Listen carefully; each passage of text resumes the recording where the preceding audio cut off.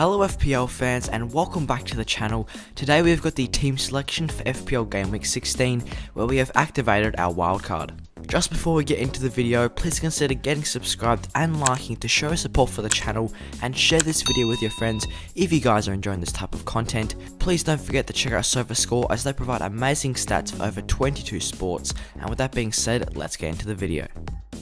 So before we have a look at the wildcard team selection for Game Week 16, just a quick recap of how we're going so far in Game Week 15.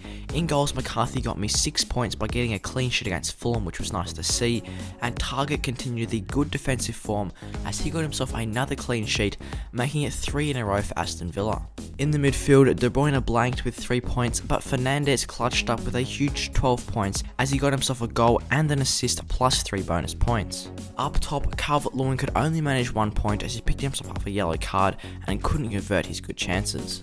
This means so far we have scored 28 points for Game Week 15 as 3 out of our 5 players have returned. The average so far for this game week is 23, which means our overall rank has increased about 40k places as we are now sitting at the very early 1.2 million mark. So now with the wildcard being played, let's have a look at how the team lines up as the brand new wildcard team selection for Game Week 16. In goals, McCarthy is the main man as he has got West Ham at home this week, and on the sub bench it is Fabianski. Obviously these two keepers will be great for rotation considering West Ham's great upcoming fixtures and their incredible double game week in Game Week 19 where they play the likes of Burnley and West Brom. Having 2 playing keepers allows me to play that bench boost in Game Week 19 and just gives me good clean sheet rotation options for the next few weeks. As I said for this week though, McCarthy will start as I think him against West Ham at home, they probably have a high chance of a clean sheet. We have gone with 4 starting defenders at the back, these being Alexander-Arnold, Robertson, Dallas and Taylor.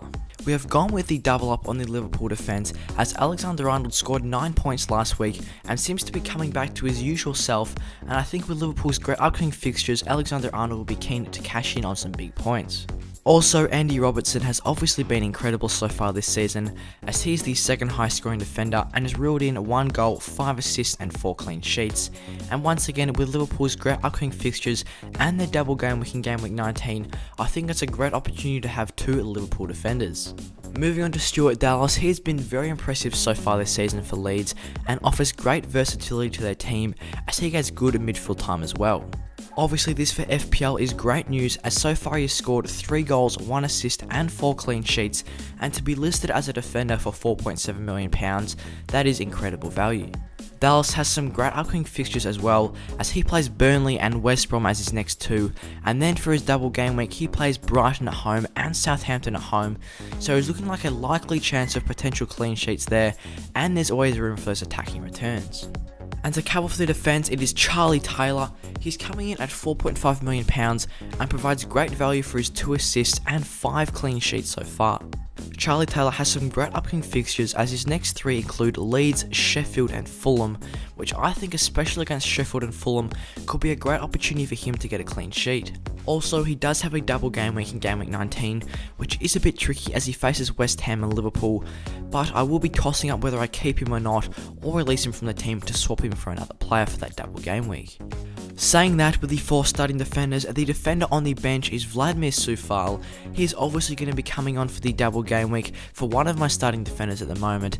As I said before, he has Burnley at home and West Brom at home for the double game week, and as his next 3 fixtures he faces Brighton, Southampton and Everton, which are just looking like great fixtures for clean sheets. So now moving on to the midfielders, we've gone with 3 players in the middle of the park, being Mo Salah, Bruno Fernandes and Heung-min Son. The main change to the midfield from last week is that De Bruyne is out and Souček comes in on the bench just because West Ham have those great upcoming fixtures, and Souček provides great value being 5.1 million and he's returned a very nice 3 goals, 1 assist and 4 clean sheets so far. But having a look at the 3 starting players, Mohamed Salah is obviously an essential option to have in the team just because he's the top scoring player in FPL with a total of 118 points and has scored a very nice 13 goals and 4 assists. As I've said before, Liverpool do have that double game week in Game Week 19, which is a great opportunity for Salah to cash in on some big points as he plays Manchester United at home and Burnley at home. Moving on to the next player being Bruno Fernandes, he's been in absolutely incredible form so far this season as he is now the 3rd highest scoring player in FPL.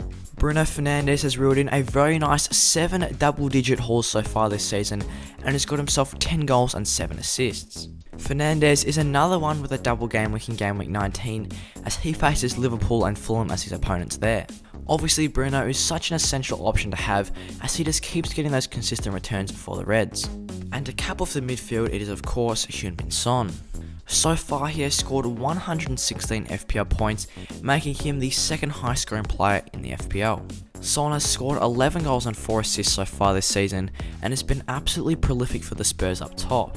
Son has an incredible fixture turn over the next few weeks, as in Game Week 16 and 17 he faces Fulham and Leeds, then in Game Week 18 faces Villa, and then for the Game Week 19 match he faces Sheffield away, which you could almost argue for this one fixture could cover for a lot of other players' double game weeks.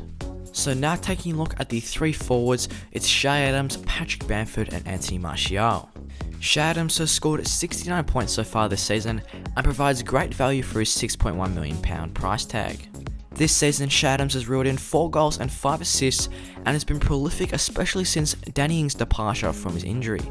Shay Adams is always looking threatening in the box as he currently has a number 11 threat rank for forwards and a number 2 rank for creativity.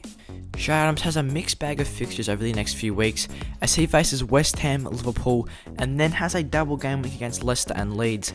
I think having a double game week with one of the opponents being Leeds provides a great opportunity for some attacking returns for Shay Adams. Moving on to Patrick Bamford, in my opinion he has been one of the best value options so far this season. For his $6.4 million price tag, he's returned a very nice 83 FPL points.